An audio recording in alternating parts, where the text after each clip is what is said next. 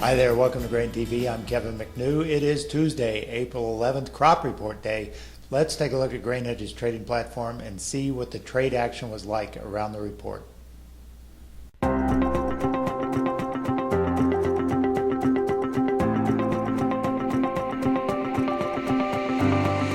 Grains were steady to weaker heading into the crop report at 11 a.m. Central, but the release of USDA's fresh data put the market under pressure. After the release, soybeans hit fresh lows, off as much as 11 on the day.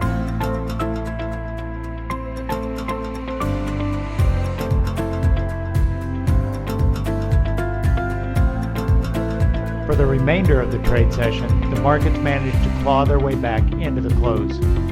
Wheat climbed to fresh highs on the day, and soybeans neared the unchanged mark.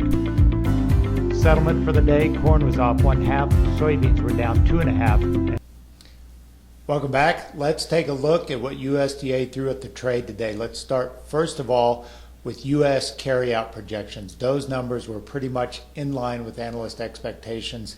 On the corn front, the USDA held firm on their carryout projection at 2320. That's the same number they had in March, slightly below what traders had expected, which was a slight revision higher given the high quarterly stocks figure. But what USDA's pencil pushers did was basically shift feed use down by 50 million bushels and increase ethanol by 50 million bushels, therefore leaving the carryout projections the same. Now, I would sort of argue that they probably need to be a little more aggressive about feed use, maybe a little more conservative on ethanol, and raise their carryout projection, but that's what USDA did.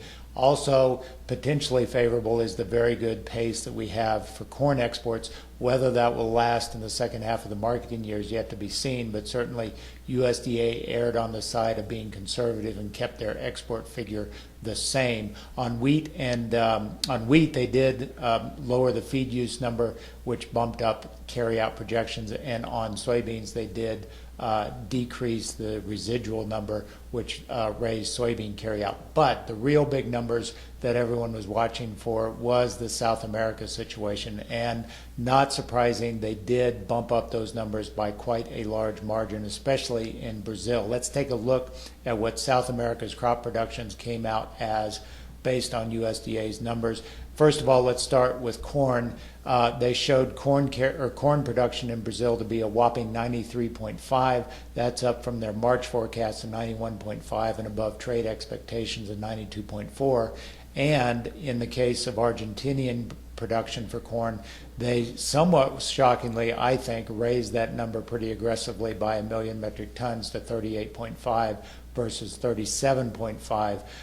Keep in mind they have had some flooding issues, so there may be the potential to see a slightly lower number on both corn and beans, but USDA did err on the side of raising that Argentinian corn production estimate. Now, shifting to beans, here was the number we were talking about yesterday. We thought they would throw 111 at the trade, and they did throw 111 for Brazilian beans, up from 108 last month and higher than the 109.9 expected by the trade. So that certainly was the impetus for the sell-off after the report. But I guess the good news you would have to say was that the market was able to recover off those lows. You know, beans was off as much as 11 cents at one point, dipping below 9.30, but managed to close in that 9.50 range, which was certainly supportive. So, overall, let's take a look at the November soybean chart.